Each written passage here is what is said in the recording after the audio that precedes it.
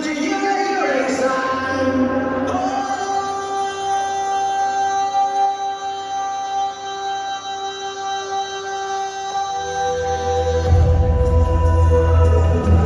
Nỗi thương là một nét đẹp văn hóa truyền thống của cộng đồng người Dao Tiền, từ thế hệ này qua thế hệ khác. Từ đứa trẻ mới sinh ra, hoài trong thế thôi nôi của đứa trẻ lại như chuông đồng nhỏ. Bởi thế mà ý thức kế thừa nền văn hóa truyền thống đã trở thành một điều quan trọng trong đời sống văn hóa của người Dao Tiền. Đặc biệt, đây là hình thức sinh hoạt văn hóa không thể thiếu trong cuộc sống.